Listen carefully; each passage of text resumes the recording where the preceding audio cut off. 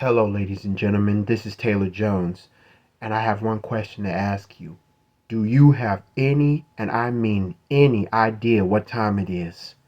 If not, let me welcome you to Season 5 of Cold Man's Winter. Last time on Cold Man's Winter, yours truly, Taylor Jones, told a story about Marlon Part 3, where we where I continue telling what went down from high school to the fact that during his senior year he lost his mother from an argument turned murder that was due to his father. And not to mention, during high school, Marlon became an MC Diaper, despite the name and his gimmick, the baby hat with the diaper on. Everybody laughed at him, but when they heard his music, he proved the haters wrong. Some songs led to tears, some songs led to complete head bopping. Like, it was a hit. Everything he did, from summer breaks to fall breaks, like when he's not at school, especially when he's trying to compare his education to his free time, he took it seriously. His relationship with Jubilee was going completely smooth. That in the end, before I go any further, before I was about to say that next part, I can't forget about Ron. OG Ron, he became a football star and he made it big by leading the senior year football team to win a golden ball and made Paducah High proud. And they all graduated in the top 10. But after splitting up for college, all hell broke loose. Starting with Marlon, because he dropped out of University of Memphis. Jubilee was concerned that she told Marlon about this problem. Meanwhile, 2014, that's when all shebang-a-bang, the whole shebang-a-bang, the whole 9 yards started to go downhill for Marlon, as he was exposed for helping Randall and his relationship with Maureen, trying to help build up. And at that day, Randall was supposed to propose to Maureen after dating from University of Kentucky to now. Bless me. And not to mention, it stirred up trouble when it came to Jubilee knowing about it. To the fact that Marlon felt so depressed, so betrayed, that he decided to call his relationship with Jubilee to an end, leading to her heading back to Memphis just in case to watch over OG Ron, and his friend Big Bernard. He started to mess with Marlon, bad influence, and decided to give Marlon a visit with Marlon's newfound friend from college, Randall. To the fact that Marlon and Randall had enough of the shenanigans that they fought back and told both Ron and Bernard to get out of their face, since they have their guns. And little Jacob, Marlon decided to give him a pass, leading to Marlon heading back to his MC Diapers persona, with Randall helping out with his music career, because he made a mixtape album that was parentally advised with explicit lyrics, because he was using the N-word, and he let out his frustrations making diss tracks, and he made a self-diss track that caused a lot of people to cry.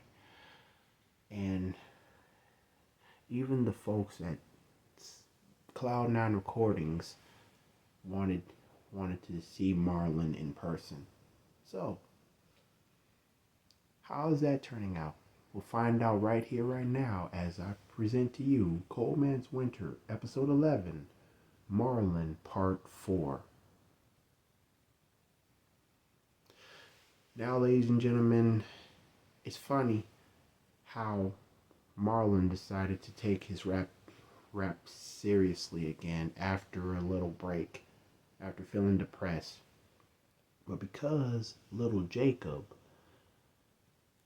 decided to make a copy, he sent the album to the radio station. Then he decided to stop by Cloud9, because what's the point of having an artist first time on the radio station make it big but without a record label? Janine, on the other hand, what now? Anyway, what was I about to say? Oh yes, Janine Alizé was pleased to hear the album, including the CEO of Cloud9 Recordings. But because the CEO said that we need to see MC Diaper, Marlon, he said he'll get it taken care of. So, later on that day, after Randall and Marlon heard about their song being played on the radio, all the Shame on Me self-diss, which used Joe's instrument of All the Things Your Man Won't Do, the radio expected more music from MC Diaper, Marlon, and Cloud9 Recordings wanted to meet him and speak to him, like sign him up. When they got home, Marlon was really shocked to see little Jacob. Little Jacob, what is going on? I think he wants to apologize for taking your album that we recorded, to the fact that he left us a copy. Oh yeah, he left a lot of copies, all right. He's trying to sell them behind our back. Now wait a minute. Now you can kill that noise. I got some good news. We'll prove it. Well, I did go to the radio station, and they liked your song, and the DJ said that we need some more of your music. What? But because of what I did, I decided to stop by Cloud9 Recordings, and a lot of people at the record company decided to give it a go, give you a shot. So they heard the whole album, and I was surprised that you took the song that I was singing and made an outro out of it because of your mother's passing a few years ago, and making it big. It's like you really putting me on now, and I had to pay you back. So you paid me back by taking my album and getting me to meet up with Cloud9 Recordings. Yes. And they want to see you right away. Even the female by the name of Janine Alizé. Janine Alizé. Wait a minute. The first side act of Cloud9 Recordings wanted you to come. Yo, this is a go.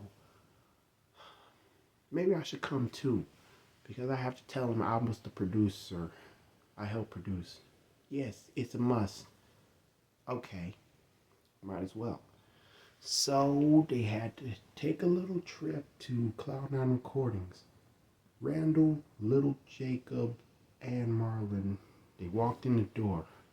Little Jacob did the speaking. Ladies and gentlemen of Cloud9 Recordings, I present to you Marlon Jacob Hartsford, aka MC Diaper.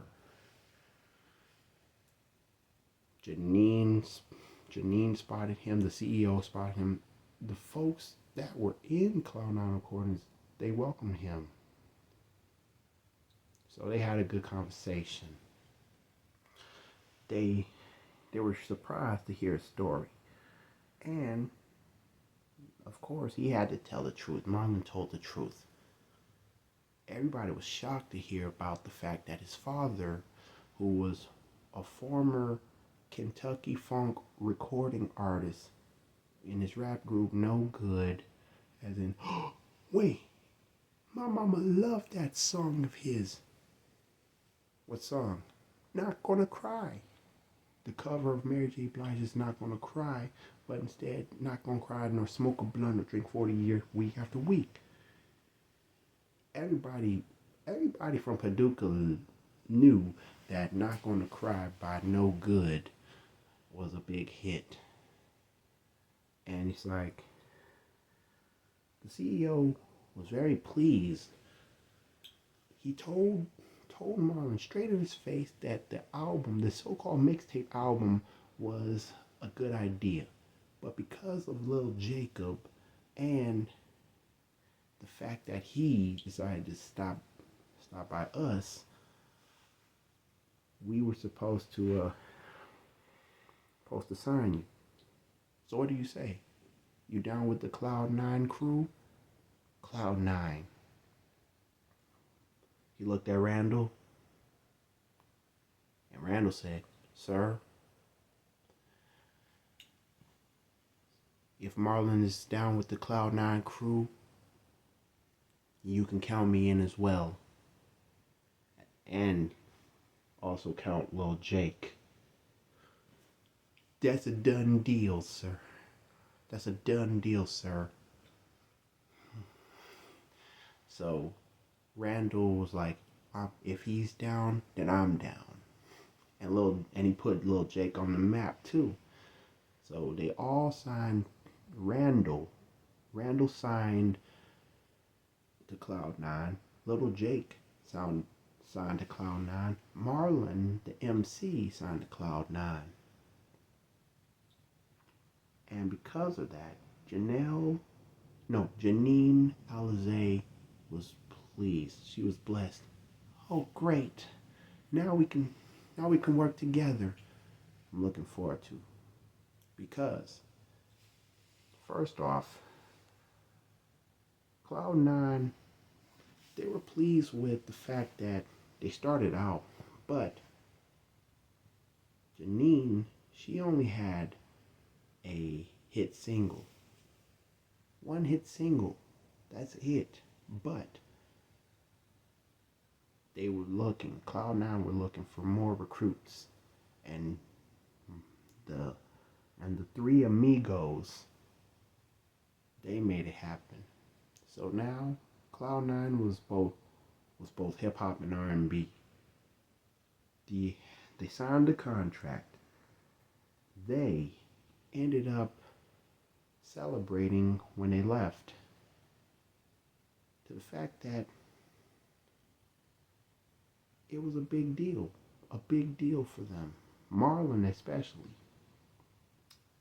But because of the fact that he was signed to Cloud 9, he had to make sure that he put all of his hard work in. And because Randall said he was in and added Lil Jake, they had to get some work done. So they had to write some rhymes, even some hooks for their songs, and as well make appearances. So one week after signing to Cloud 9, Randall decided to come up with a name for himself. And matter of fact, if I recall, yeah, I did. I think I said this last episode. He called himself Rando, R-A-N, and he's supposed to have like a little, like a second name, Dough, as in Dough. Randall is in for the dough. I love the dough, hey. Biggie Smalls and Jay-Z and Angela Winbush from Ready to Die, 1997. Yeah. Rando, Lil Jake, and MC Diaper, all solo artists and producers, songwriters, and vocalists. Randall decided to make an album for himself. He had 15 tracks. 7 tracks made for on the first day. And the remaining 8 on day 2. So, of course, Lil Jake and Marlon, they had to critique and they had to help out, like patch up the holes, patch up the pieces to bring the music together for Randall. But Little Jake, he actually started off with, like, instead of a mixtape, he made an EP, 7-track EP. Track 1 and track 7, intro and outro. But one of his songs, track 4, it was actually a posse cut. Just like West Side Slaughterhouse, but instead all the MCs had 12 bars each.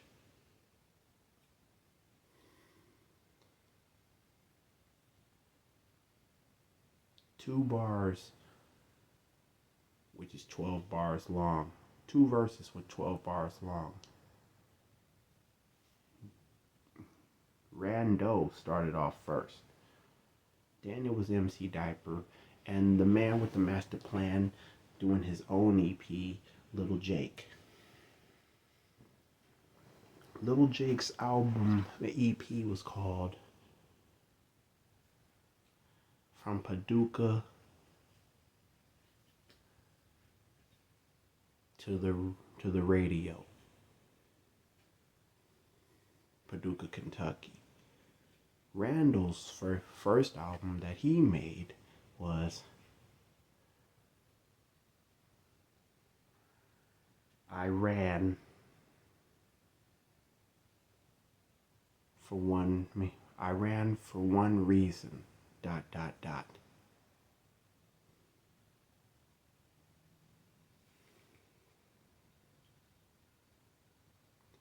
And that was that.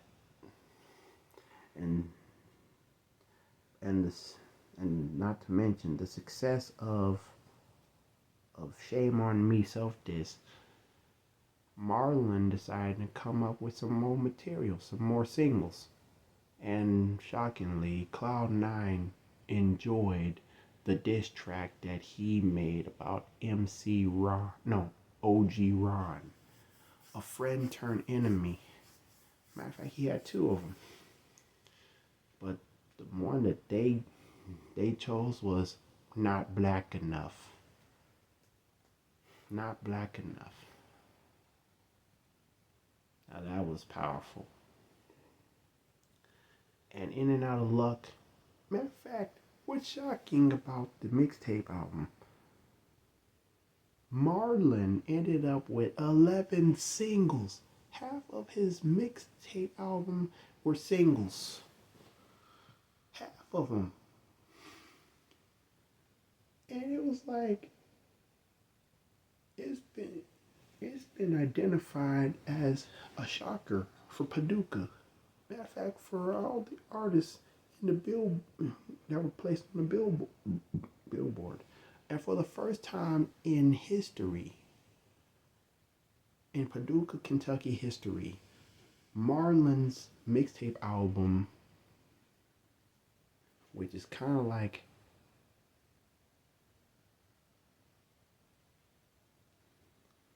The return of the diaper. Because he took a break from the music scene to focus on education. And he got a degree from music, a bachelor's degree from music from the University of Kentucky. And after Volume 10 blew up and went gold, he decided to pay homage to his rap persona that he had since high school. A mixtape album. The Return of the Diaper. Album cover and name laughed at. The diaper gimmick, the baby gimmick. He was laughed upon, but he didn't let that faze him. Bullies gonna reap what they sow. That's what they thought. The haters are gonna reap what they sow when they hear my music. And the haters started crying, bobbing their head like, yo, this touch me, man. This is relatable. This is for my Negroes who's no longer here, you know what I'm saying?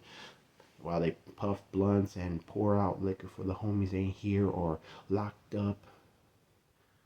But he was still hurt. But what about the return of the diaper?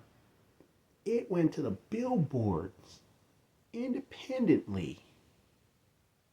Everybody from Kentucky, the entire Kentucky was down to hear the Cloud9 recording artists.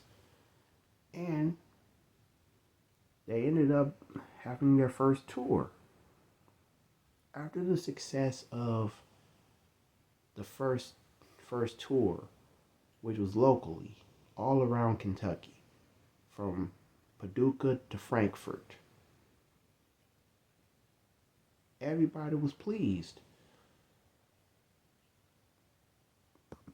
And in the stage, Janine Alizé, Rando, Little Jake, and MC Diaper, they came together as one, and they had to chant. They made the fans respond like a call and response. When I say cloud, you say 9. Cloud 9. Cloud 9. Everybody was so pleased. That's how they end their tour, like performances. The performances. Heck. And it was so cool that a lot of folks wanted to be down with the Cloud9. But it was straight out of Paducah. Matter of fact, Cloud9 actually came up with an album that was based on NWA Straight Outta Compton, but they called it Straight Outta Paducah. But there were some more recruits that Cloud9 needed, because 4 ain't enough. Janine actually was pleased with how life turned out. So, Marlon ended up hitting the billboards. Rando did too for the hit seekers part. Janine, she actually was nominated for the New Artist of the Year, but she didn't make it this far. And as for Little Jake, well, Rando, I forgot about him. Rando, he actually became nominated for the New Artist of the Year as well, and the dopest producer, nominated to be the dope producer. But competition comes and goes. But in the words of the late Five Dog, competition they must come sideways. Now competition they must come straight way. Now competition they must come sideways. Now competition they must come straight way. How's about that? It seems like it's my turn again.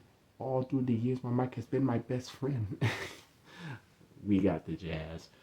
Cloud9 got the jazz, the hip hop, the R&B, that time. But I'm only saying jazz as an honor of a Tribe Called Quest. So after after the first year with Cloud9 Recordings, Mr. Randall, he turned to a platinum selling artist. Randall went platinum. I ran for one reason. Lil Jacob from Paducah to the Radio EP went double platinum. Marlon, MC Diaper, the mixtape album, The Return of the Diaper, certified quadruple or 4 million copies sold. 1 and 4-time platinum. But Janine, she was hoping that one day that she could stop being considered a one-hit wonder. So she had to put her blood, sweat, and tears through all the hardships about the music that she did. And she decided, after a year of being on the road, and the artists had to learn and know each other, Marlon and the CEO and the rest of the Cloud9 crew, they had a meeting. They had a meeting and reminiscing about the success of their first tour, and they're looking forward to having more tours and more hits, but to come together and take this music thing serious to a whole new level. Because CEO was the one that gave all the artists plaques for singles and albums and an EP to go completely well. But since they're about to do another album, he would suggest, well, Janine didn't make an album yet. Have to start somewhere. So Janine said that she's going to do an album. Janine Alizé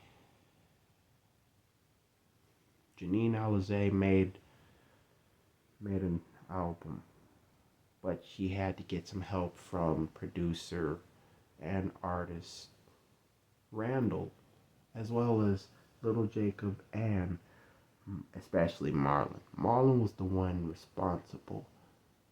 Marlon was the one that came up to her mind. If it wasn't for Janine Alizé telling Lil Jake to bring Marlon to Cloud9, they would have had a good time. So Janine talked to Marlon after the meeting was over, and she said, "How would you like to help me with my first album?" You know what? I wouldn't say no. And matter of fact, while they were making the first album, like, for instance, she actually sung one song. And that one song that came to her mind was Colby Khaled's But I Never Told You. For those that don't remember that artist, you probably would have to listen to her older songs. Take Time to Realize, or better yet, song that made her famous, Will You Count Me In? Say it's crazy for a while now. I'm feeling so tired now. Start to my toes, your nose. Always know. Yeah. Just a smile. Yeah. Wherever you go. Wherever you go. She sung But I Never Told You. And and honestly, that song actually played in one of his school dances, Marlon's school dances. Wait a minute. No, he was in college when that happened. Hold on, let me see what year that song came out. You can't be 100% sure. That's why you got to Gotta take it slow. But I never told you. Oh, 2009. 2009. Yeah, Marlon was in the University of Kentucky by then. But that song was so powerful. That was so, I mean, it was so smooth. I remember that song. It used to play when I was in college. Wait, you went to University of Kentucky? Yes. I thought I saw you that day. Yeah, it's crazy. I think you were the one that sung the national anthem when we were at the basketball game. Oh, what team did you play? I think we played against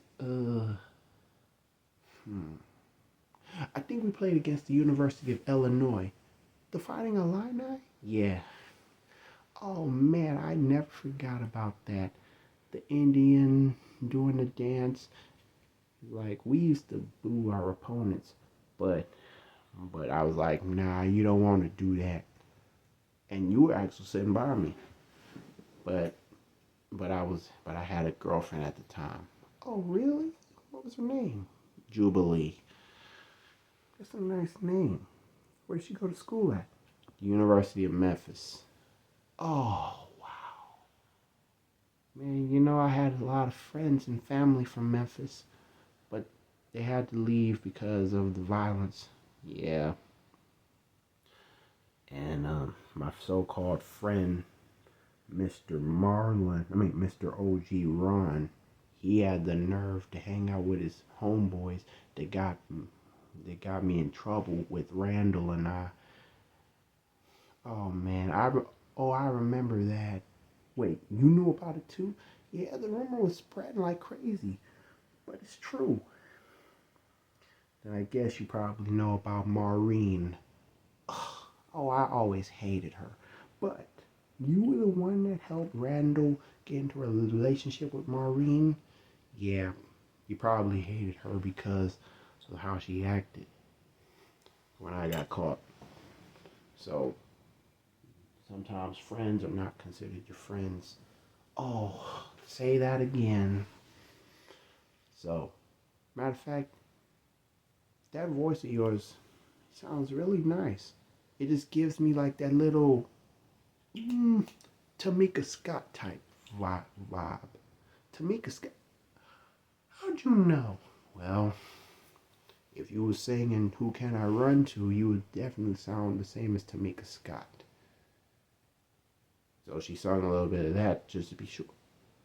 And like, oh my gosh, finally, somebody, I do sound like her. And Marlon and Janine, they actually got along just fine.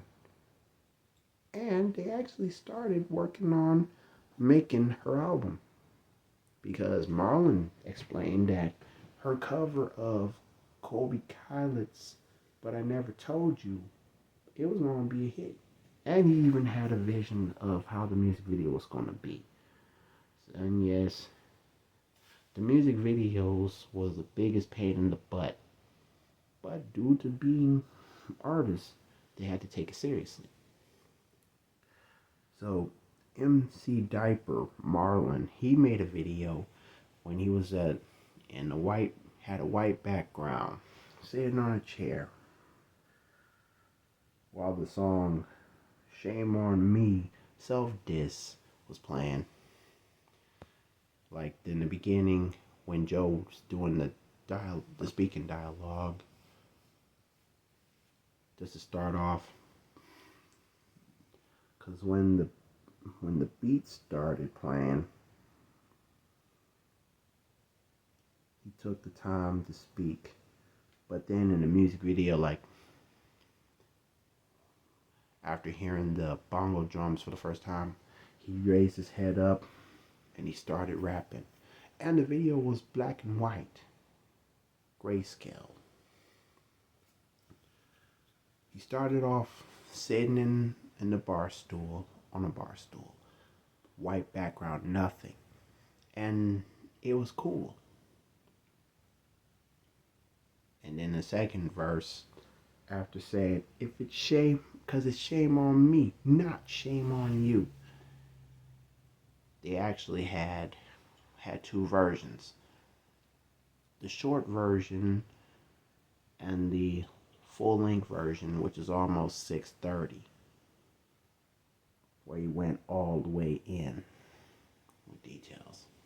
And everybody was requesting that video to local music video stations, like to be spotted on BET,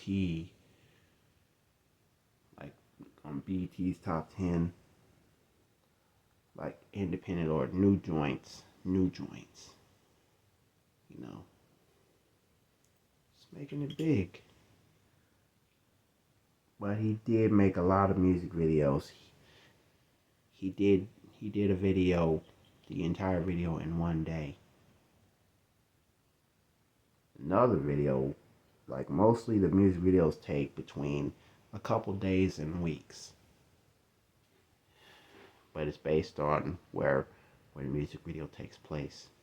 For Boys to Men, they had to film the music video worldwide for The Colors of Love.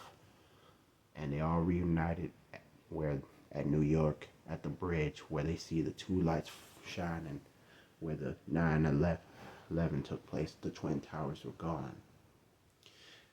So he had a diss track, music video made for a diss track, while he was riding with his friend Randall. And Randall had the dopest car, a convertible Pontiac GTO from 1967. It's kind of like he's bringing back the riding in the hood and getting mad to the fact that he had real life photos made in posters. Marlon did, of OG Ron, where he put the X, like he used a spray can and put an X on them. Other times it was like light up the posters, like burn them to a crisp. It's kind of like the same way he felt like if he was to burn a Confederate battle flag, because the hatred is so deep that he's tired of feeling betrayed, and like racism has got to stop, but being betrayed has got to stop. So, and In and Out of Luck, which was an homage to IMX's In and Out of Love, but he had to make the instrumental himself, because there was no instrumental for that song. It's like before AI took over to make instrumentals.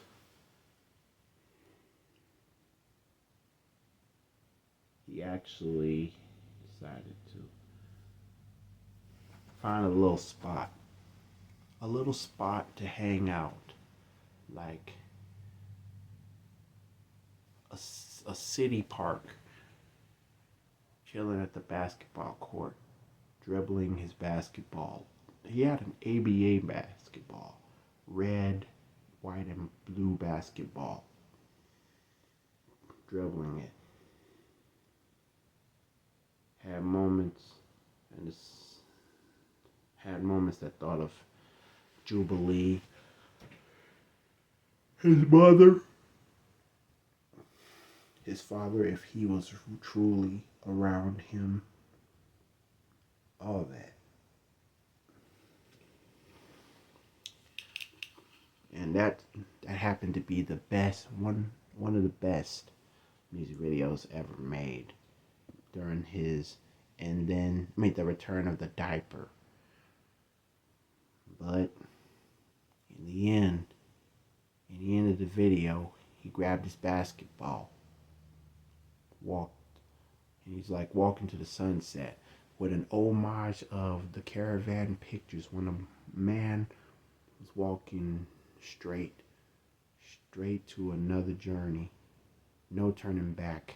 He had a little bag wrapped on a stick, a hat on his head, walking, no turning back, no words. And it was kind of cool. And that was like one of the best music videos everybody loved from him. But what about Marlon? What about Randall? Rando. He had a music video for one of his songs of the album where he paid an homage to Mystical's Y'all Ain't Ready Yet.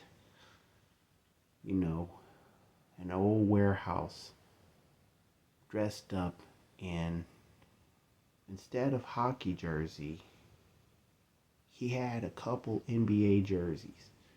He had an old school Bob Cousy, referring to the Boston Celtics, but the scene where Mystical was spotted in two different directions, Randall, wore Pistol Pete Maravich's Utah Jazz jersey, and Lil Jake was in the video with him. You know, when Mystical was rocking the New Orleans Saints jersey and t-shirt, there was another guy dancing along with him. That's like he wanted to bring the mystical energy. It was like a big deal. Cloud9 was blowing up. But what's funny, while Janine was working on her first album with Marlon, they recorded But I Never Told You, the cover. And he added a little harp sound effect, like to make it so powerful. He created the string type sound, but there was another version. Wait, why we have to do it again? Why must we do it again? Because I want to be in the remix. So they used the same beat, but this time Mr. Marlon decided to give it a go. He put his vocals down, and the remix became a big deal. And the music video, when they made the video, But I Never Told You, this was Marlon's idea. Janine Alizé, she had a short bob hairstyle, kind of like Candy Burr's, but it was curly. The largest pair of hoop earrings, a button-down blue shirt,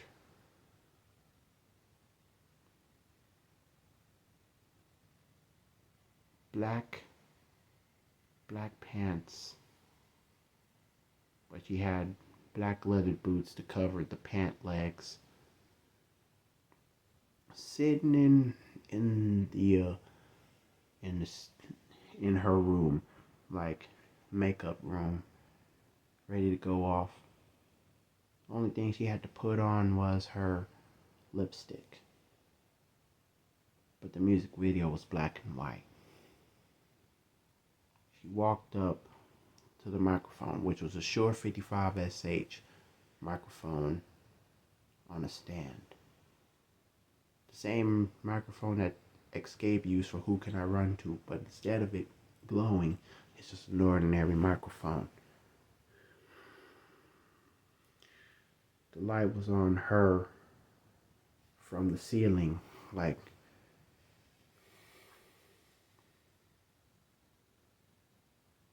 then again, no. Light was showing like she was on the stage. Just one light. They showed her performing with the microphone. But when she brought up the bridge leading to the chorus one last time. Oh, I forgot. She also wore a beret hat. And I was thinking things about you when she did that. When she tilted her head to the side and then turn back to looking at the camera. That's when the background started to light up. And it was so powerful. It had her name written on it, Janine Alizé, in the background. The background, it started turning gray because it was grayscale. But the remix, there was actually some color. But this time, in the remix, Marlon was sitting in the audience.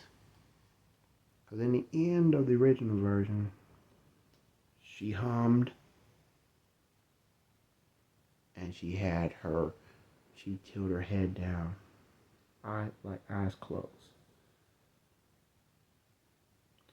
And then the audience appeared out of nowhere clapping for her.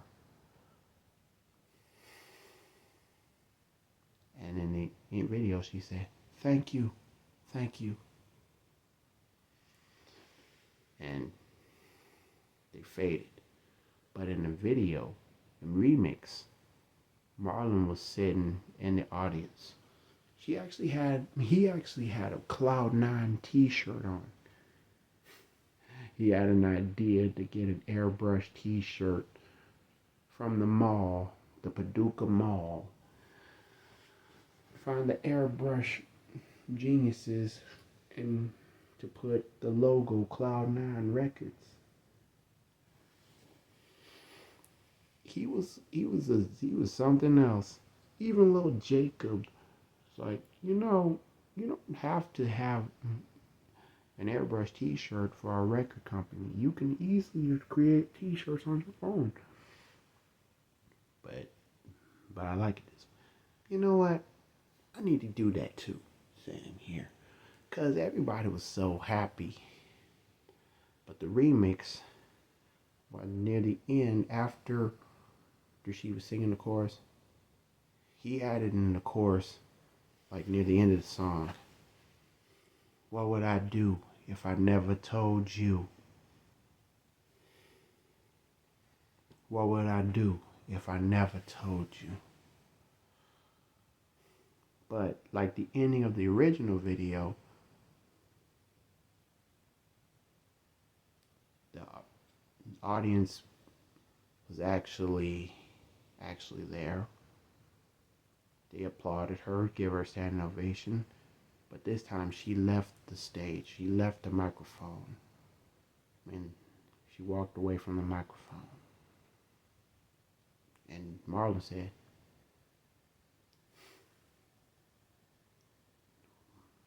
"She's a heck of a singer." And he left, got up and left. "That's one heck of a singer." And then he left. And the music video actually was a good idea. And her album, she had help. Most of her background vocals couldn't be by herself. She had help from little Jacob. She had help from Randall. She had help from Marlon. But she decided to put her friends on the map. Her little escape friends. Her older sister,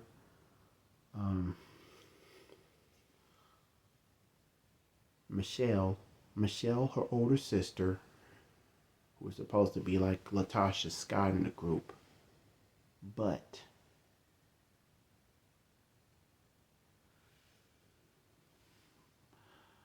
they actually did a group thing. Janine, Alize, and Michelle, they had a group thing. Because Janine was like Tamika Scott. Michelle was Latasha Scott. But who was Candy and Tiny in the group? They called themselves Little Escape. Little. Because they really sounded like Escape. But KD, as in Karina, no. Then again, yeah. Karina Denver,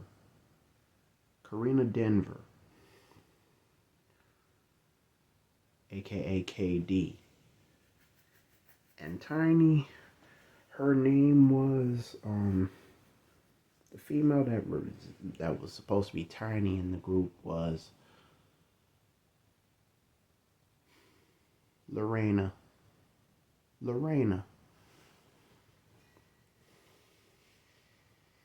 But they came from different backgrounds.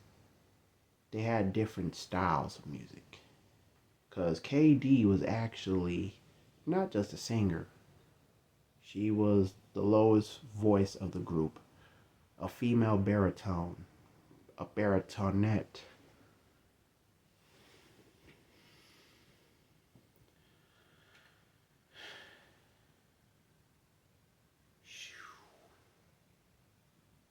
Now, Lorena was an alto. Janine Alize was an alto. Michelle was a soprano. Second lead. Matter of fact, they all did lead a song. But what's so cool about it, KD was the one. Candy, she was Candy. She been rocking the bandanas. She has a multiple pair of hoop earrings, small, medium, and large, platinum, bronze, gold, thick, slim. Even the one that got Angel written on it, even when they're door handles. She's a die-hard hoop earrings extravagant. She rocks them. But sometimes she rocks bandanas. Sometimes she rocks ball caps. Mostly apple caps to the back. Followed by flannel shirts. Vests. Looking like she wore a bulletproof vest. Jeans, like baggy jeans for females. Sometimes she rocks Carhartt. Sometimes she rocks Dickies. Sometimes she rocks Timberlands, combat booties, black, brown, gold. Sometimes she rocks Chuck Taylors, Nikes, Adidas. Because her mother was a fanatic of leather boots. Her father was a fanatic of sneakers. Her mother was a diehard fan of Sade. Her father, his favorite artist, his favorite artist was Crew, as in Rhythm Blunt Crew, the Just Another Case, the Bubbling, the Pronto Crew, who were one album wonders. Her mama's favorite song, which later became a favorite song for KD, was Stronger Than Pride. Her father's favorite song was my chick, my ever-loving chick. For you I never snitch. For you I never switch. Yeah. But what's funny, that song contains sample of Stronger Than Pride, which is like a connection.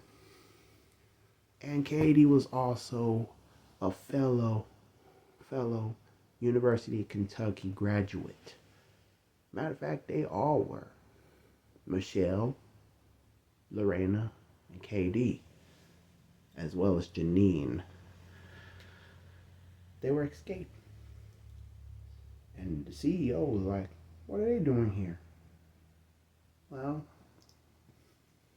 we actually here to support and help out Janine.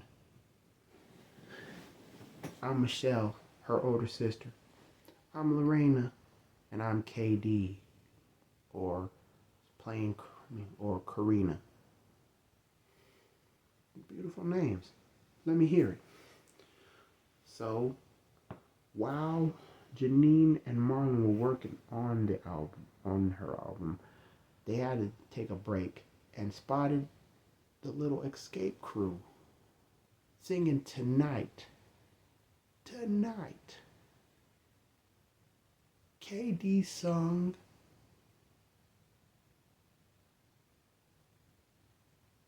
and the CEO's like, no, wait. One of y'all related to Janine? Well, I am.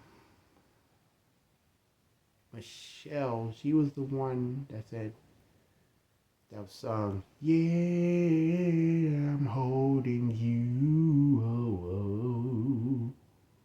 tonight. Yeah. The Latasha of the group, Michelle. And Janine was like, what in the world? So they turn around. Janine? Well, I be danged. And Marlon was like, well, I be danged. Michelle, KD, and Lorena. What? Wait. Do we know you? Lorraine was like, do we know you? Like, KD was like, don't be stupid. Don't be stupid, Lorena. That's Marlon, a.k.a. MC Diaper. Shame on me, not shame on you. That's him. Oh my goodness. Have we met before? Yeah, we actually were at the University of Kentucky. And I figured you came here to surprise Janine. Well, exactly. And not to mention, while they were getting signed, let's just say that somebody else came in to play, to join in the Cloud9 crew with the little escape, in which they had to come up with a real name. Like if they had to do a group thing with Janine, it would have to be not Little Escape. They had to come up with something different. And they found, and little Jake was the one that came up with the name.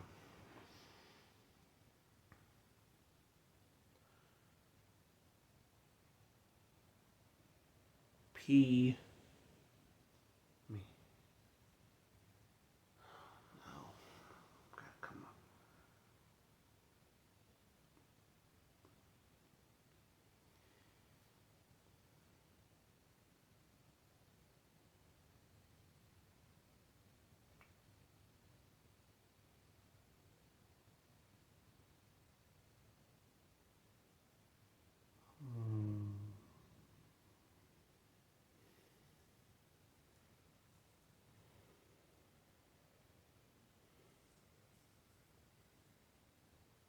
The Paducah Stars. No. That's too much. Sound like a team name. Paducah. I'm just thinking. The Paducah. The Paducah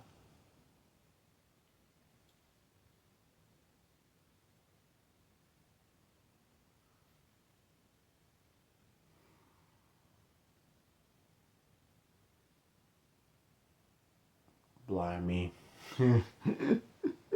I'm sorry. I'm still coming up with something.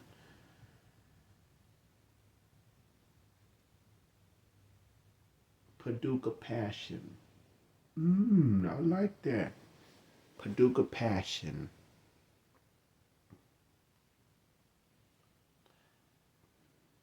Paducah Passion became a new group name, thanks to little Jacob. And while they were getting signed, Michelle, Lorena, and KD, they signed to Cloud9, with whether solo stars and or a group, along with Janine. They actually had to get some assistance, and Randall decided, like, ladies, how's it going? Because it's funny. The funny thing about KD, she actually was a friend to Randall. She felt so hurt on the day when Randall felt depressed because he got exposed and Maureen was peed off.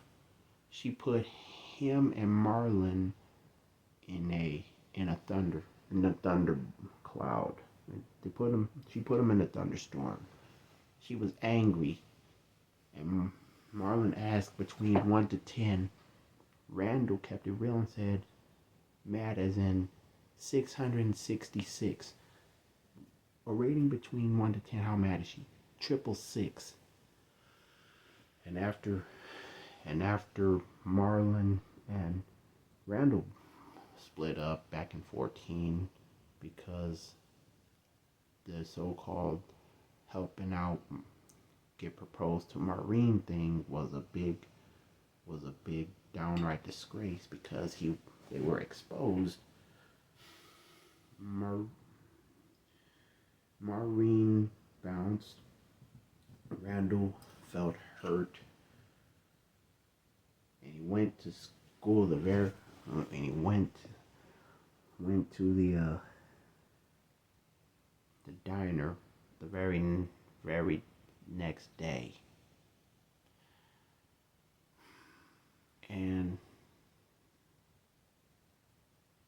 hearing KD singing, "Is it a crime?" He actually just said, "Yes, it is a crime."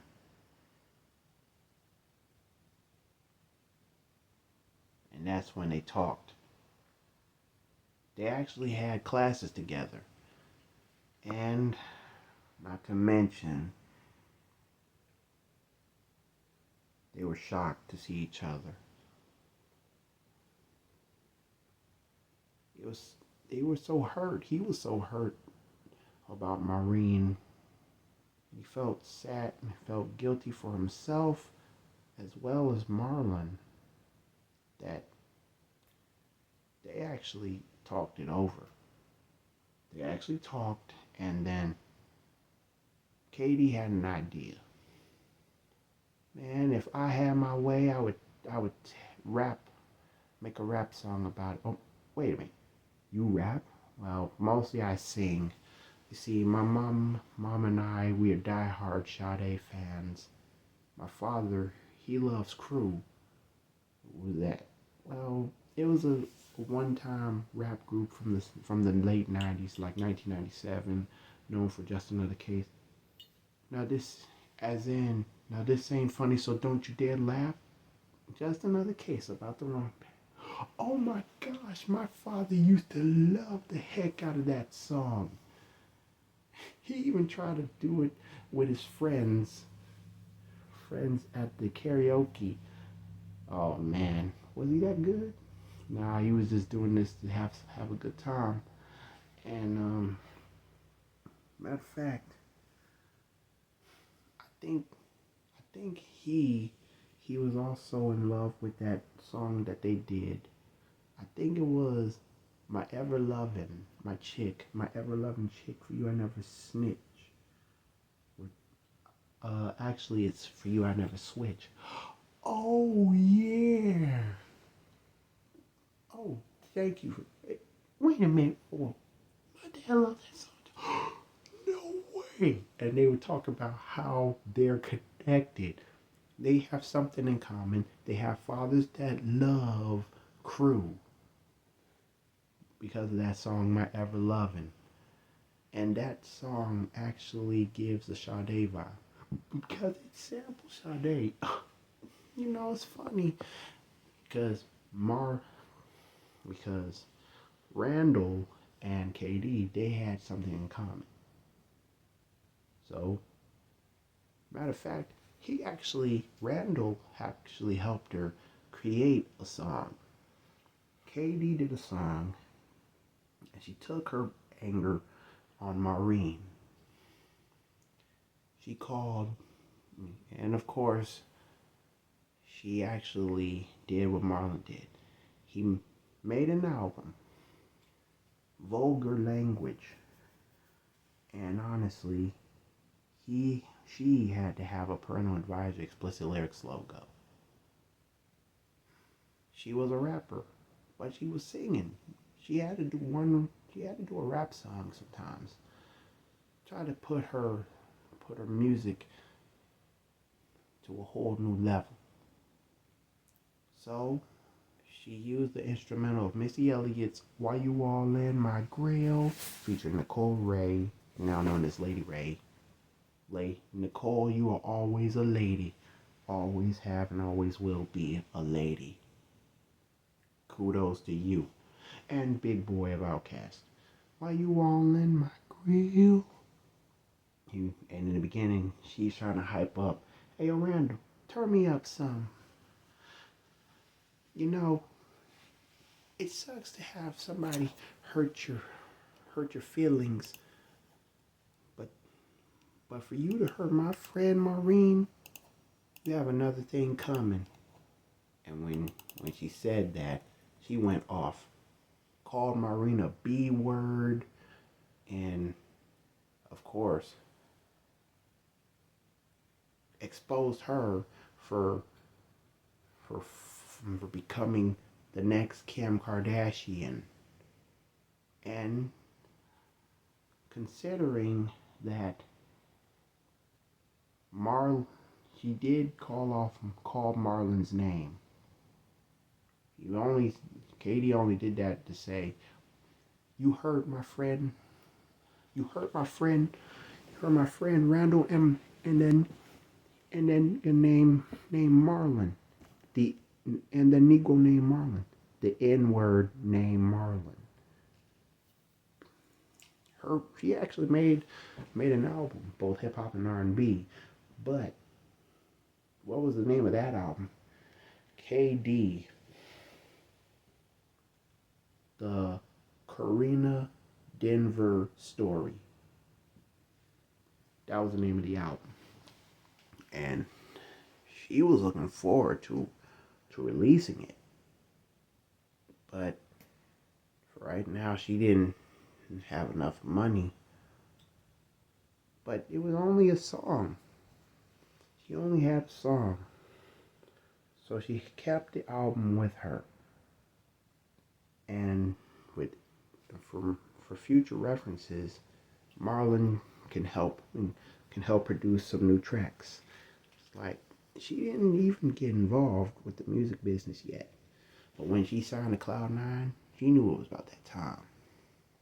So Karina, KD Denver, and Randall hooked up in the studio of Cloud9. And she even wanted to come up with some ideas, like make a song with Marlon, MC Diaper. And it all worked out fine. But then, on one song that Janine had to do, she actually had her background friends and sister, the little Escape. But thanks to little Jacob, who actually introduced them as the Paducah Passion. They did one Escape song. a cover of an Escape song, and it was called, what Escape song do I think would be a good one? With You. I wanna spend my life with you. Nothing in the world I'd rather do. 'Cause I just wanna spend my life with you. And the soloists were none other than Michelle, KD, and Lorena. And it worked just fine. And it became a hit to the fact that they had to give Escape and Jermaine Dupri a shout out. Because actually, that song actually blew up for Janine on her album.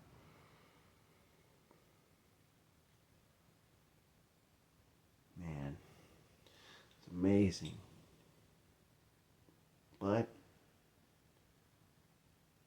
not to mention, Little Jacob actually helped make an album for the Paducah Passion with Janine. But that was like 1 week later, after the Janine Alizé album was completed. So it was a big deal. A big deal for Cloud9. Music videos were being made, hit singles were released, and help was always on the way. I mean, not to mention, Cloud9 were growing their artists from 1 to 4, and now 7. 7 artists. 4 females, 3 men. African American and white. Black and white. But, unfortunately, what was surprising about that,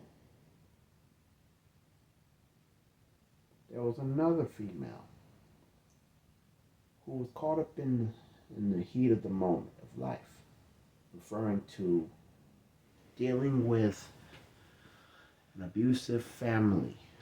Well, an abusive individual that she known as Auntie. The parents passed away, and and this female lived with her auntie. And her cousin. What was so bad about her auntie? She was feeding them unhealthily. She even was acting like Monique from Precious. To the fact that one day she had enough. I'm tired of you feeding me this poison. You don't want me to work out. You don't want me to look beautiful. And then all of a sudden, no. I mean, like, you better eat this slop because you ain't going nowhere. You ain't even going to make it to school. No. It ain't even time for school yet. You threatening me? No, you threatening yourself and you're threatening me. And all of a sudden, she pulled out her 9mm. The auntie pulled out a 9mm gun. And, not to mention, her cousin, Jamal was the one that called the police. And her other cousin, Louis,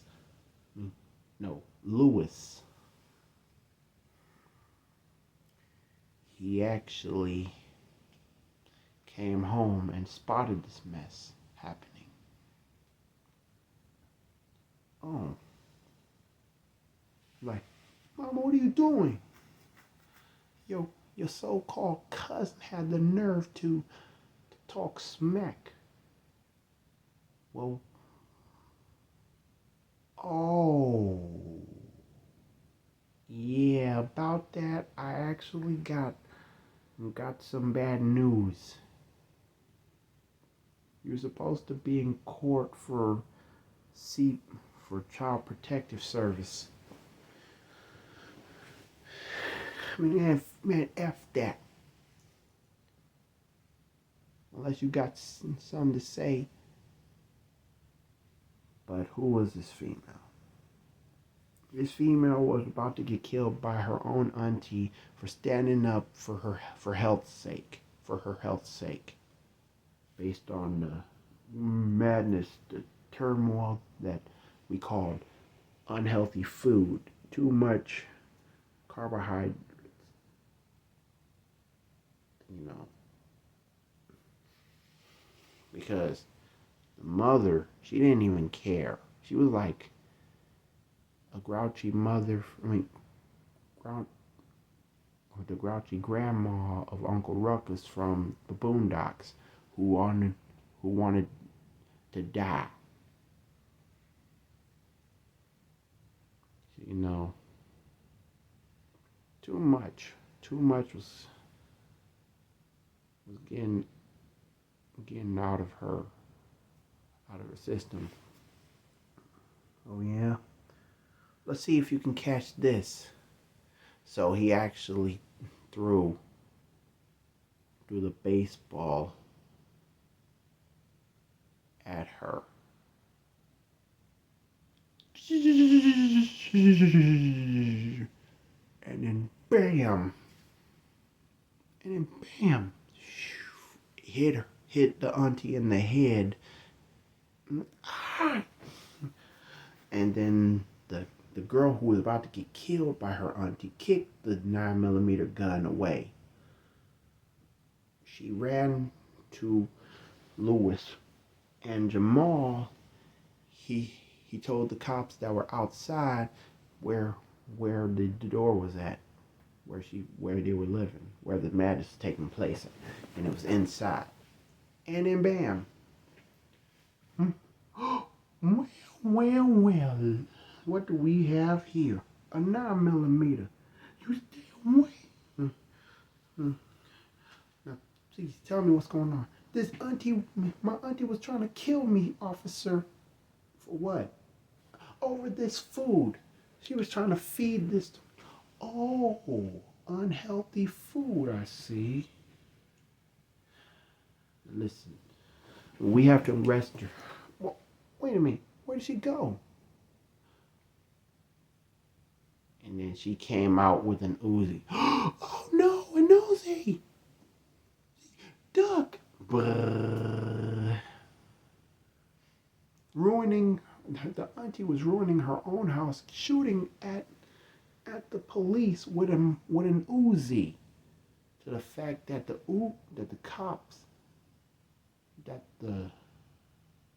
Jamal was nearly killed by the gun. Whoa! And everybody was shocked to hear the gunshots, and the police started to open fire, killing the auntie. Are you resisting arrest? So the auntie got murdered. Lewis and Jamal were shocked, and the female was shocked. But she was relieved at the same time because she hated her auntie. She was grouchy, she was abusive. She wanted to kill her over some unhealthy choices. That after that day, she decided to do what she wants. And singing was her passion. So the woman turned out to be the next Kelly Price. She'd been through a lot like Kelly Price did. But who is this female that walked in Cloud 9? Let's say her name was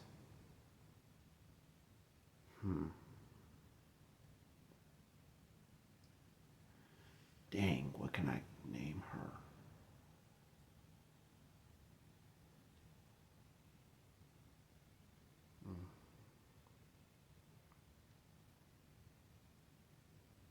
Hmm. Bridget. Bridget Williams. Bridget Williams is kind of like with a lifestyle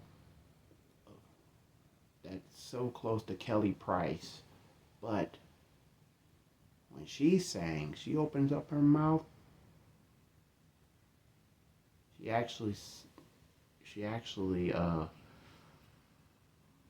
said, are you busy at this moment, sir?"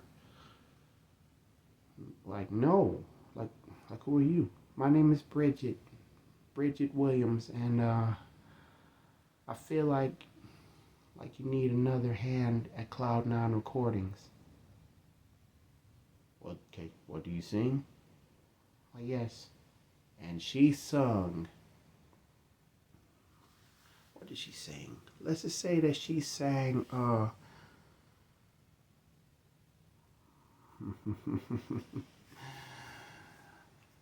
let's say that she sung Mary J. Blige's "Reminisce on the Love We Had." Yo, she did the intro.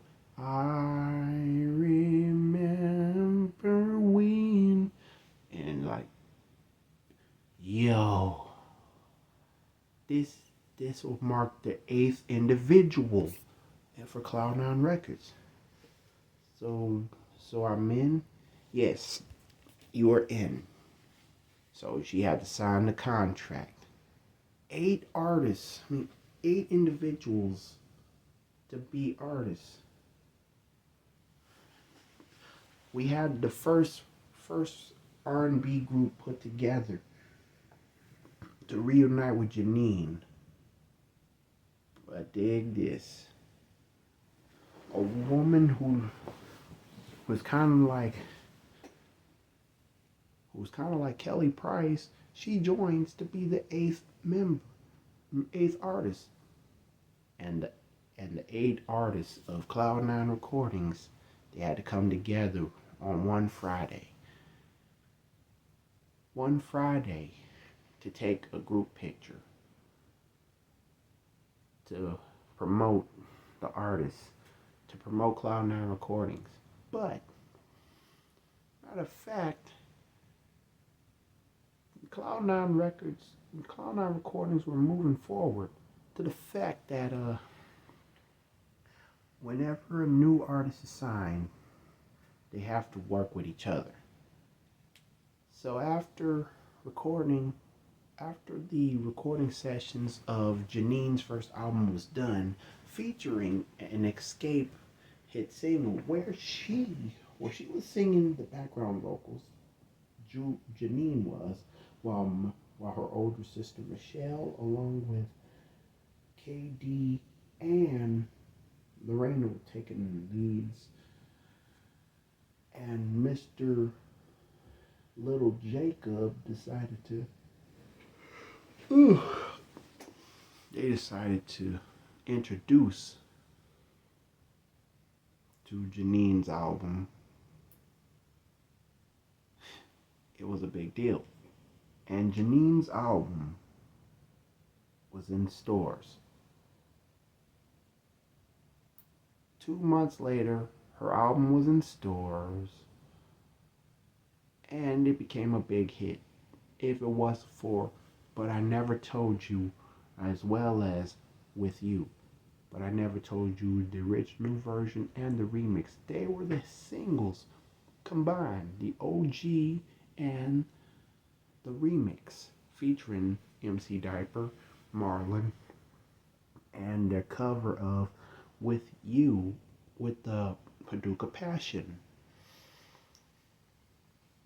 And that album went completely awesome. That she ended up receiving a triple platinum certification. But what about Bridget? After the fact that, like, the week when little Jacob was working with with the Paducah Passion with Janine to join her friends and her older sister to give that escape type vibe, Marlon was checking on Mr. Randall, and he was thinking about doing a cover of Arrested Development. Randall was thinking about doing a cover of Mr. Wendell, but calling it Mr. Randall. Yeah, yeah. Mr. Randall. Yeah, yeah. Mr. Randall. Oh, and what's funny? Marlon was singing in the background. Mr. Randall, yeah, Lord. But Miss Bridget came in. Mr. Rando. Randall was doing Mr. Rando.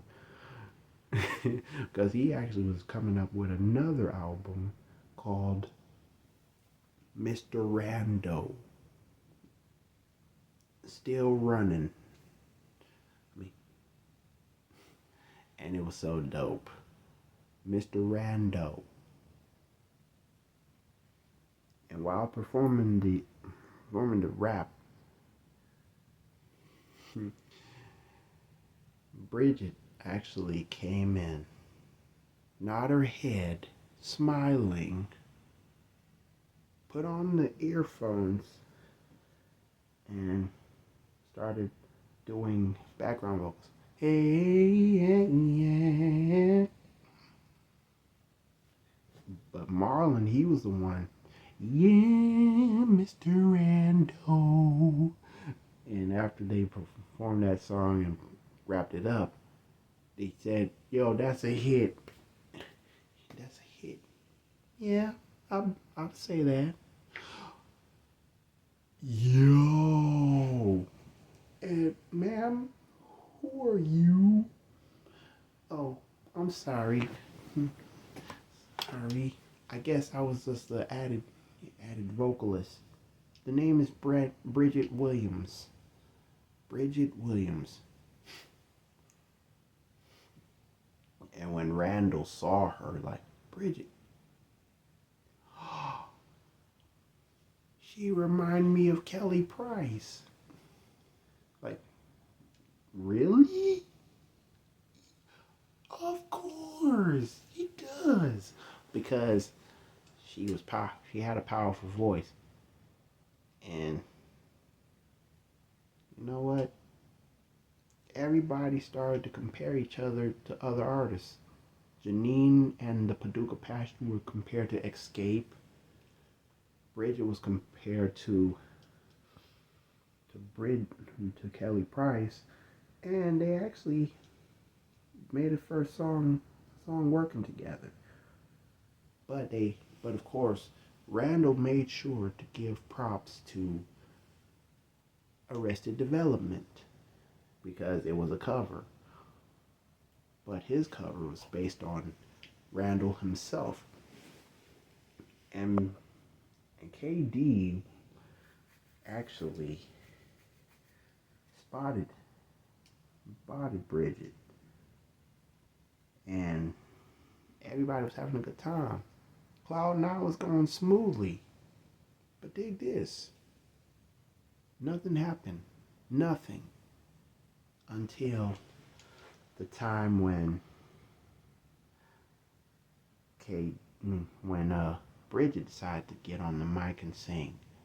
So she actually sung the remix of Love No Limit by Mary J. Blige. And she was killing it. Baby, there's no need to tell you. But let's just say that she had to sing it with the instrument of D'Angelo's Brown Sugar. Now that was smooth. And everybody was like, yo. Not to mention, KD started singing the chorus, but then the after the second verse was done, the Paducah Passion joined in. Rando and Little Jake had a rhyme on their own, and everybody. Randall had a rhyme. Randall started off with 8 bars. Little Jacob had his 8 bars. 16, 16 bars combined. And and MC Diaper Marlon came to with the final pieces. Loving you, that's all she wanna do. Loving you, that's all she wanna do. Bridget, loving you, that's all she wanna do. Loving you, that's all she wanna do. Love no limit, yes, love no limit. Don't be offended cause it's love no limit. And everybody was having a good time. All the Cloud9, all the 8 artists of Cloud9 Records came together to sing together. They were singing covers. Bridget was singing Love No Limit, the remix. When it was way after Randall challenged her to do a song. And the CEO was so pleased, like, yo, that is amazing. That he even had to film it and put it on his social media, letting you know this singing entitled the Cloud9 Sessions. And even the real artists that they were covering, that the artists of Cloud9 were covering, singing, they actually put it down packed. They actually loved it. They were surprised at how young they were and how bright they were. And the CEO just clapped his hands like, now that's a hit right there. What? And of course, Bridget had to give some credit to both Mary J. Blige for singing the remix cover of Love No Limit, as well as D'Angelo for using the instrumental of Brown Sugar. And after Paducah Passion had really recorded their album, which was self-titled, Janine, Michelle, Lorena, and KD dressed up in baseball jerseys, pinstripe baseball jerseys, colors white and blue, with the word Paducah, because they're from Paducah, Kentucky. Bridget, on the other hand, Bridget Williams, made an album. Her album title was called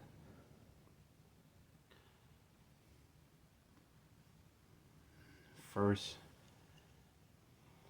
Come, First Served.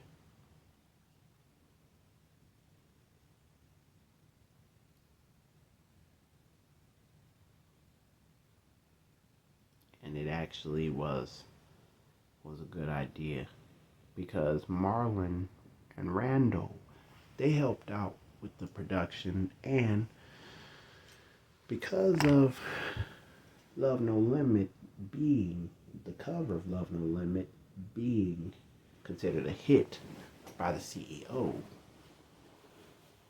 the CEO decided to take the Magnificent 8 of Cloud9 recordings to a whole new level. And of course, they decided to do a music video together.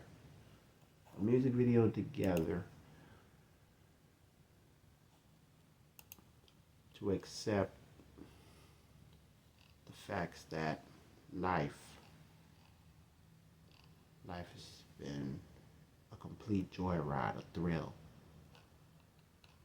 And you know why? Because the CEO, expect a lot of talent, to build. So it was the CEO's idea for a music video, and that music video was based on the music video Never Felt This Way Before, as well as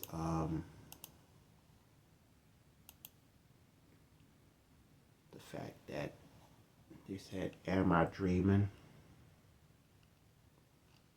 Okay. Never Felt This Way Before by Soul For Real. The music video was based on that. When they walked, the way that it started off, the light,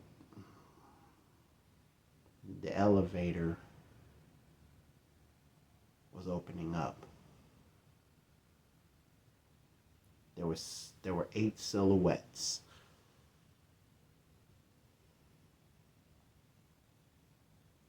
8 silhouettes coming out the elevator, but there was no smoke, no fog. But the 8th individual that left the elevator. Now remember, 3 men, now 5 women. They had to perform a song.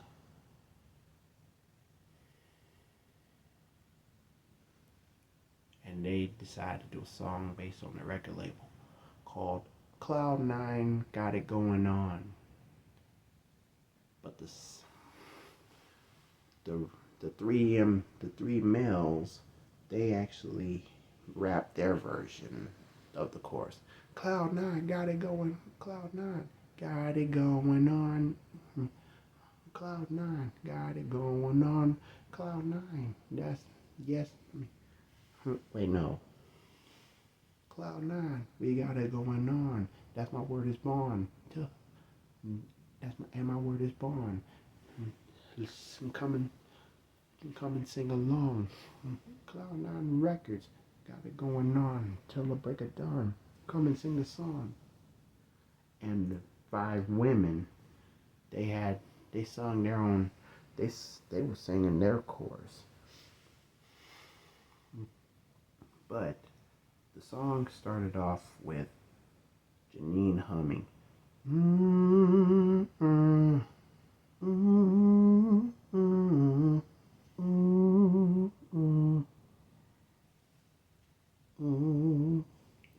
And the females, the passion fruit, started joining along with the humming part.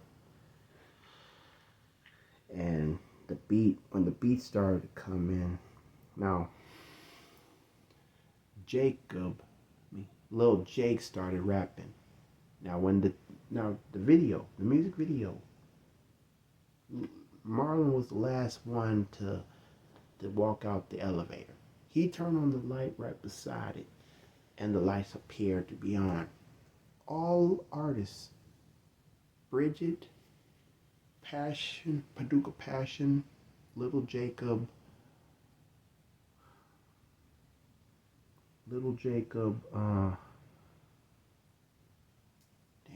who else? Randall, and MC Diaper, Marlon, they came together. 5 women dressed in black shirts, black pants, black slacks, black leather boots underneath the pant legs. And to top it all off, black leather jackets, including Bridget. Black shirt, black pants, black leather boots, and black leather jacket. But for the dudes,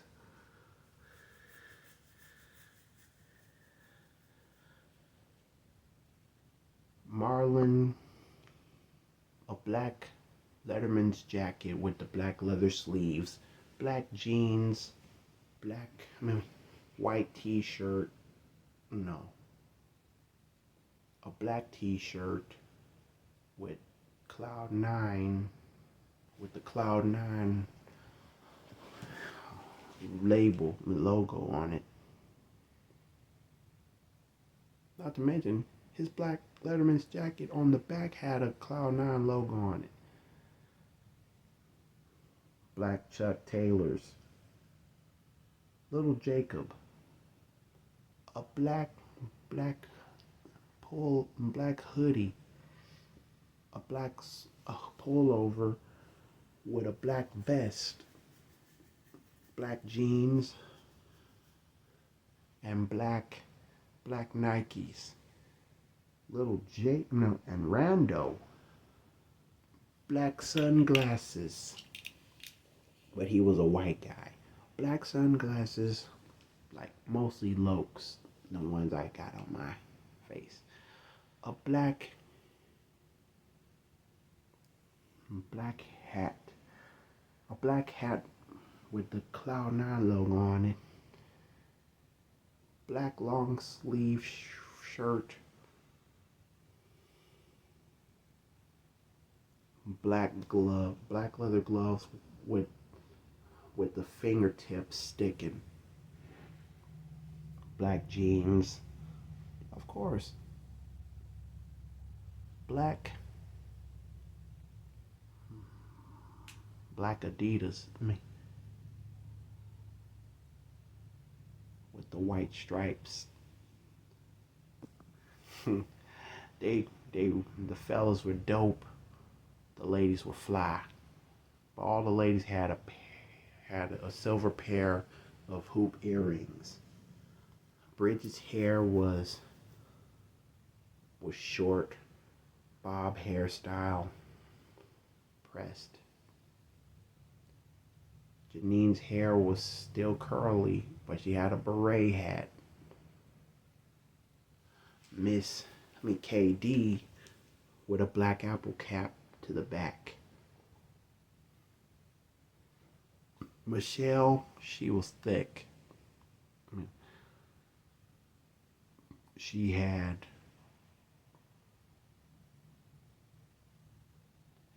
longer hair, long pressed hair. Lorena, she was a blonde curly hair with a little moon ring.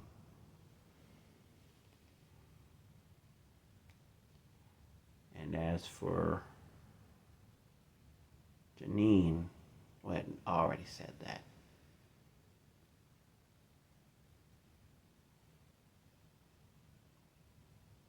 KD was one. Yeah, that makes perfect sense. So little Jacob started the first verse, and it was 16 bars. The chorus, 8 bars long. Second verse,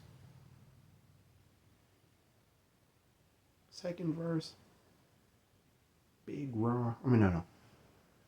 Second verse, Rando, and he split the verses. 8 bars for him, with 8 bars coming from KD. She rapped on that.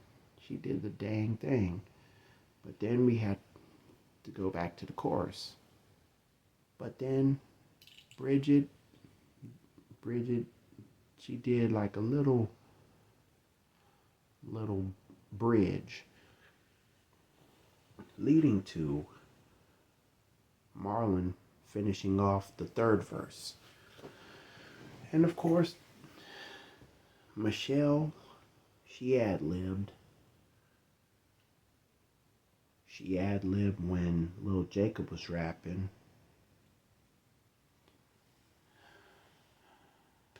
Janine was ad-libbing when KD and Randall were rapping. Little Lorena ad-libbed when Marlon was rapping. But was there another scene? There was like a white, no, a blue background. A blue background.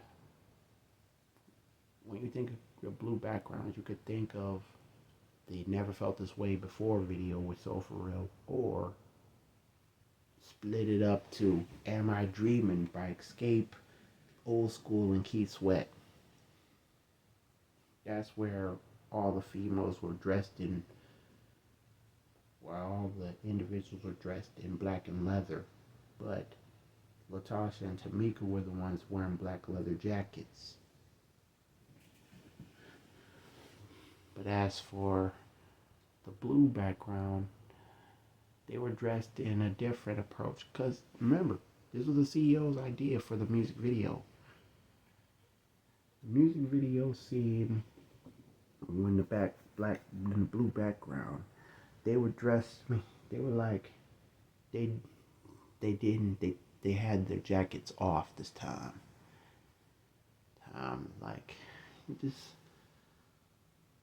Two were playing air hockey.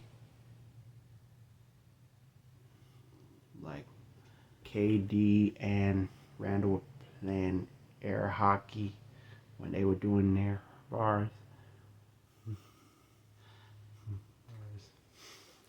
And everybody else were drinking soda, having a good time chatting. But this is like real love, real life. It was all but the good stuff, the goodness, the peace, the joy, the love, and all that in a bag of chips. But when Bridget actually did her part, it was like we show her in the black leather jacket in the pop-up scene, like when we saw them come out of the elevator and the lights was turned on, and let's say that the room was like there were strobe lights on the side, like a glass window with on the side walls and strobe lights. Well, not flashing, but like them neon lights that shine, like change different colors, like from red to blue to green to orange, like those type of lights, fluorescent lights on the side walls. And the other times when she was singing, the other part, they was like, you know how a lot of music videos go from one scene to another, like fade, and that's when you see. But when Marlon got on the mic, MC Diaper, he was all by himself, just keeping it real, you know what I'm saying? Bringing his 16 bars, and then bam, everybody got along. Singing the chorus. They did it twice. They sung it twice. But it was the CEO who ended up getting a cameo appearance, dressed in a black suit and tie, with the fedora hat on, well, up, trying to give the Run DMC look, and and the big glasses, the big gazelle eyeglasses run that DMC was rocking, like big square eyeglasses, the gazelles, as people would say, and the Adidas with an airbrush suit jacket which said R.I.P. JMJ, Jam Master J, because Run DMC was his favorite group of all times. And he said this, yes, so now you know. So now you know what's going down. Straight out of Cloud9 recordings. MC Diaper, Rando, Little Jacob, Passion, Paducah Passion, formerly known as The Little Escape, and Miss Bridget Williams. Cloud9, the Magnificent Eight from Cloud9 Records, and we signing out. And at the end of the song, as you can hear from the intro, to me, Janine was humming, and Passion and Bridget decided to hum along with her. Then Paducah Passion hummed along, and in the end of the music video, they were walking back to the elevator. They were about to leave the scene. They got in, and Rando, he was the one that turned the lights off. And that song has been completely a big hit, and it blew up so quick that the music video went #1 for 3 consecutive months, and it even hit the top 10 on the billboards, peaking at number 5 out of 10. But after being in the top 5 for 3 weeks,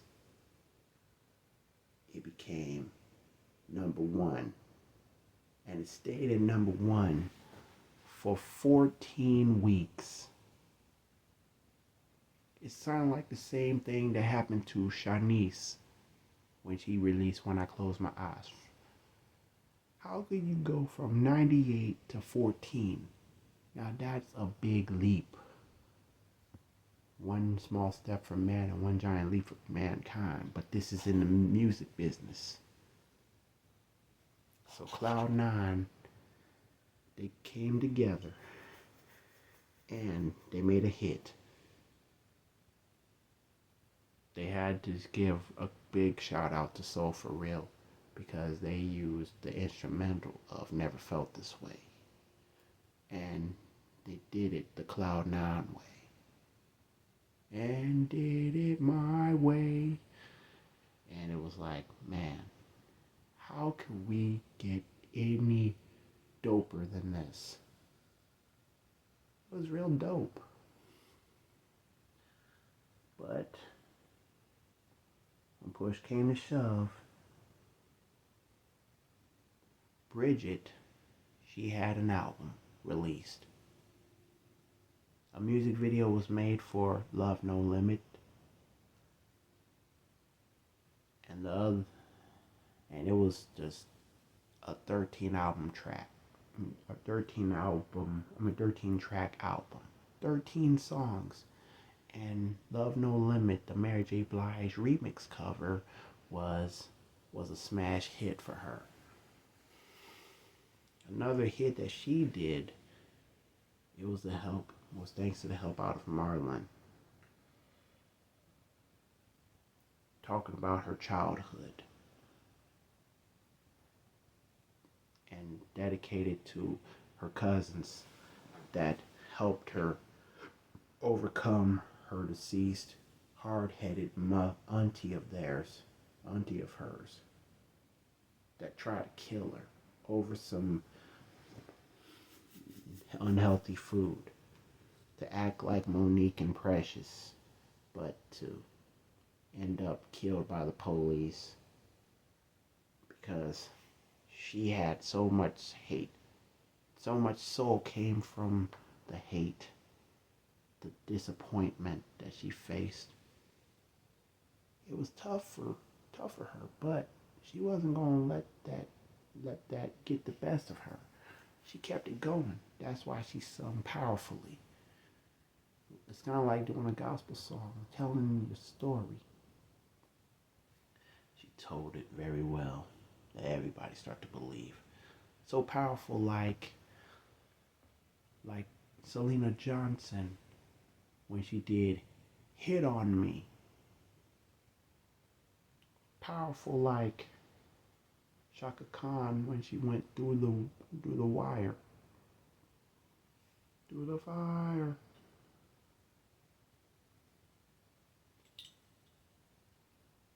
And that album, it easily it easily went from being released to going gold in one long month. In a month? Are you kidding? That's how powerful and successful everybody was with Cloud9. There was no beef, no problems, all but hard work. And even the Cloud9 got it going on song blew up. I mean, blew up so fast. Now, I already told you it went from top 5 to number 1. It was in the top 10. We used to be number 10. Now we coming up to 1. Yeah. And dig this. That song was so powerful that it became the first ever certified diamond hit for all the 8 individuals signed to Cloud9. A big dream come true for Cloud9 Recordings. But afterwards, they went on tour. They went to tour. But this time, they went from the entire state of Kentucky for the first tour to heading to the southern states. They had a southern tour from Texas to Tennessee to Florida, Oklahoma. No, I don't think so. Louisiana. Yeah. They had the Dirty South tour. The Cloud9 travels to the Dirty South. They toured. CEO had all the expenses taken care of, and they were like a team. A lot of people were happy to see Marlon, MC Diaper, Randall, Rando, Little Jacob, to the fact that after that one day when Maureen got dissed by KD's diss actually got everybody turned up, as well as the diss track that Marlon did for OG Ron, to the fact that Lil Jacob had to accept it.